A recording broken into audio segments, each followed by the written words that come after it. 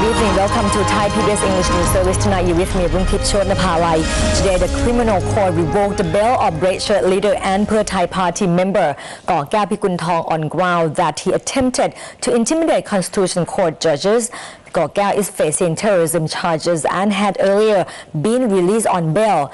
Meanwhile, four more Pheu Thai party members are still released on bail, but they cannot travel out of the country and cannot appear on red shirt stages. The criminal court has summoned Kaw Kyaw Phikuntong to appear today for additional questioning regarding a petition filed earlier by a Democrat Party member of Parliament asking the court to revoke his and 4 other UDD members' bail.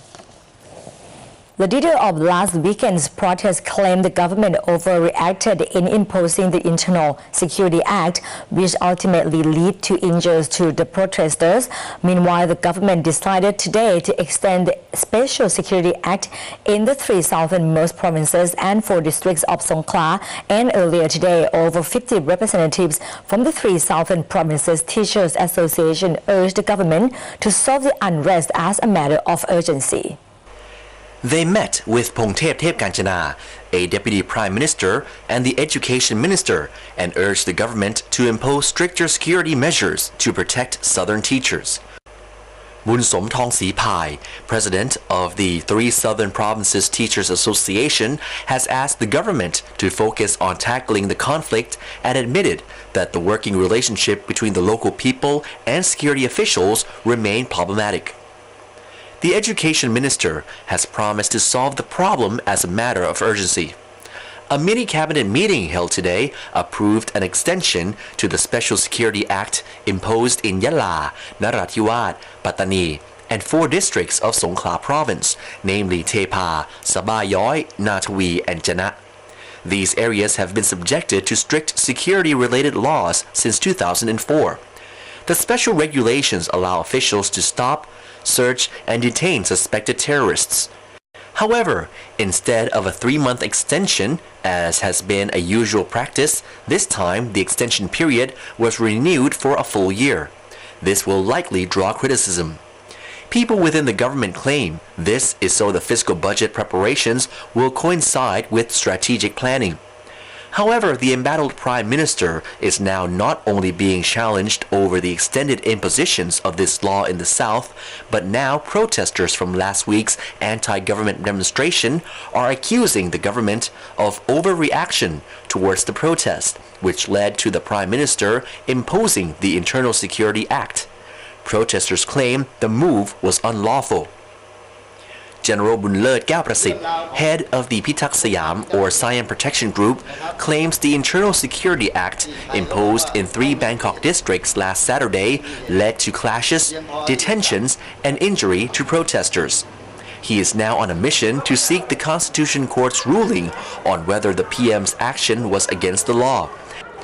Additionally, Pitak Siam are to file a case against the government at the National Counter-Corruption Commission, claiming it failed to ensure the safety of protesters. The Malaysian Minister of Defense has let it be known that he is ready to assist with coordination between the Thai government and Muslim leaders in southern Thailand. His offer came after his apparent success in mediating between the Philippine government and the Moro Islamic Liberation Front, or MILF, in an effort to achieve peace on the southern Philippine island of Mindanao. Earlier this week at an international conference ahead of the General Assembly of the United Malays National Organization, or UMNO, Malaysia's decade of success acting as neutral mediating party in peace negotiations between the government of the Philippines and the MILF was praised. MILF Chairman Murad Ibrahim thanked the government of Malaysia, which acted as facilitators in the search for peace in Muslim Mindanao after more than 40 years of conflict. It is estimated that nearly 100,000 people died during the conflict.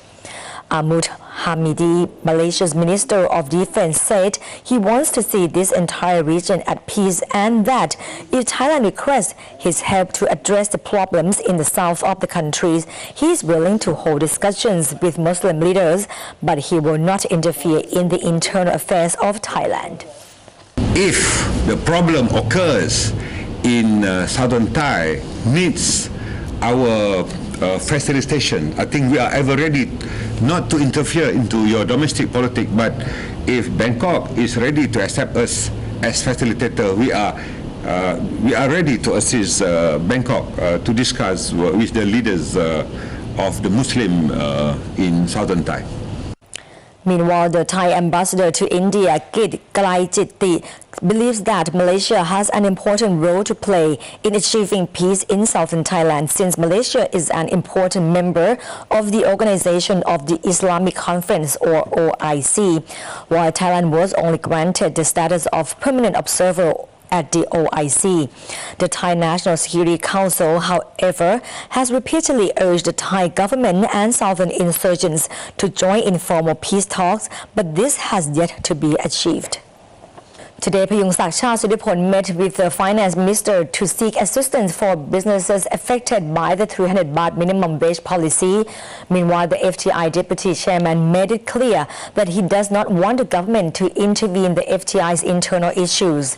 The deputy chairman of the FTI confirmed that the internal conflict was not a personal matter, but arose out of the failure to oppose the government's minimum wage policy, failure to provide assistance to the members, and the overlapping on or conflicting interests between Payungsak and his entrepreneur supporters.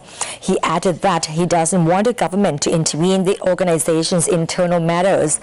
Earlier today, Kitirat Naranong, the deputy prime minister and finance minister, met with departments related to seeking solutions for businesses adversely affected by the minimum wage policy, especially for those classified as small and medium enterprises. Payungsak Sudipon attended the meeting as the FTI's chairman. The United States has a law called the Unfair Competition Act, or UCA, which among other things covers the area of intellectual property rights. Earlier I spoke with Pachima Thanasanti, Director General of Thailand's Department of Intellectual Property, who pointed out that Thailand needs to raise more awareness among entrepreneurs, especially less experienced ones, regarding intellectual property rights. This is the important one that we try to show them that why we use the piracy software in your business. If you will have the problem about under the UCA law of US, but if you use the real one, that is no problem. But I want the board of the trade of Thailand and the Federal of Thai Industry to co together and had like a maybe tell their members, tell their members about the big volume of the software, and then why they don't like this cut with the company that they like to use their software. So you want to raise the awareness within the entrepreneurs, and yes. So you went through the Board of Trade and also the FTI. Yes. But if you would like to continue this in the near future, right, for the Thai people as a whole, what would be the way, the solution? For the seminar yesterday, I want to say that that seminar is like how you protect and your products when you want to export to US, not under the UCA law. It means that I have do for the everything. I want to post this on the internet. Yes, but for the Thai people as a whole, that you have to go make a campaign and maybe tell children in Thailand to change the DNA, right? What have you done already? For the public awareness, I want to say that in the case of for the enforcement, not only through the case, arrest the case, but we have the public awareness to the young generation. I had worked with the university to to change the DNA of them to be use the real products, and then for the the school, I have the project the junior IP ambassador to warning them and teach them about this, to know about the protection of the IPR rights.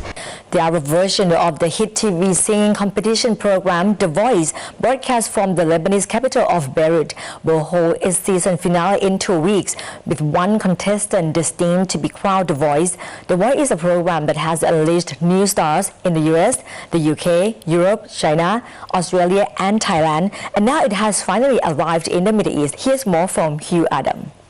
The show, launched by the Dubai-based Middle Broadcasting Centre or MBC earlier in September, will feature 100 participants hailing from nations across the Arab world, such as Morocco, Jordan and Lebanon. The programme consists of 4 phases: blind auditions, battle rounds, live shows and the final. 4 remarkable Arab singers hailing from Iraq, Tunisia, Egypt and Lebanon, who have all played a significant role as judges and coaches on the show, chose their own teams of contestants based on their voice performances in the first selection round, known as the blind audition. Each team of candidates was then guided and developed by their coach in the second phase, who had 2 of their team members competing against each other by performing the same song, with the winning contestant advancing to the next round. Each coach will have 1 contestant left, who will then go on to sing an original song before the television audience's votes will decide who is ultimately crowned The Voice. The winner receives a record deal with Universal Music, though there is no cash prize. Semi-finalists will receive performance contracts with MBC. Hugh Adams, Thai PBS.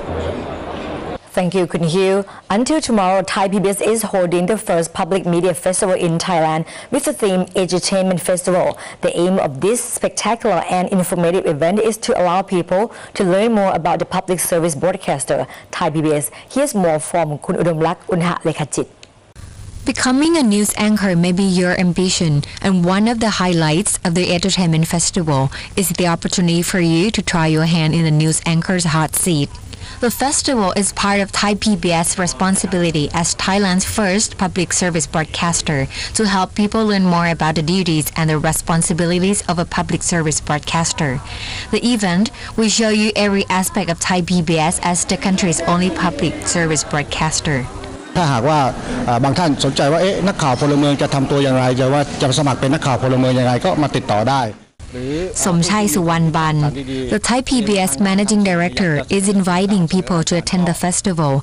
He said that those who are studying a related field, are creative and have a worthwhile TV program idea, they should come and present it to Thai PBS. There are many interesting activities to take part in, provided by cooperation with both private and public organizations.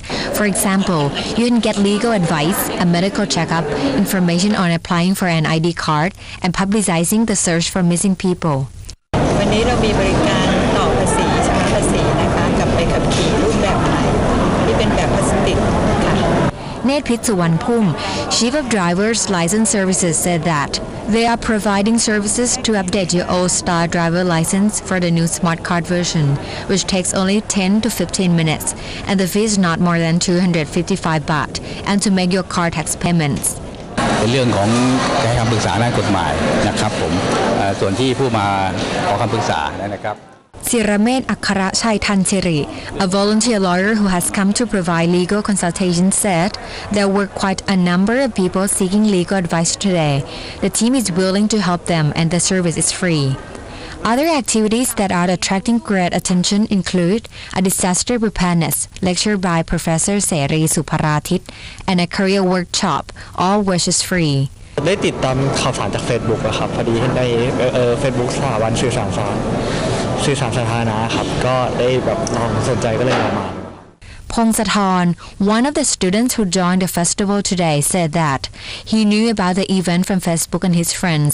He said he thinks the festival is interesting and fun. The activity he found most interesting was trying out reading the news. Those who are interested can join the festival at Thai PBS headquarters on Vipawadi Rangsit Road until this Saturday, December the 1st from 9 a.m. to 6 p.m. Udamlak Unha Lekachit, Thai PBS. And that wraps up today's editions of Thai PBS English News Service. And thank you for watching. I'm Nungtip Chonapalai. Have a good night. Sawadee ka.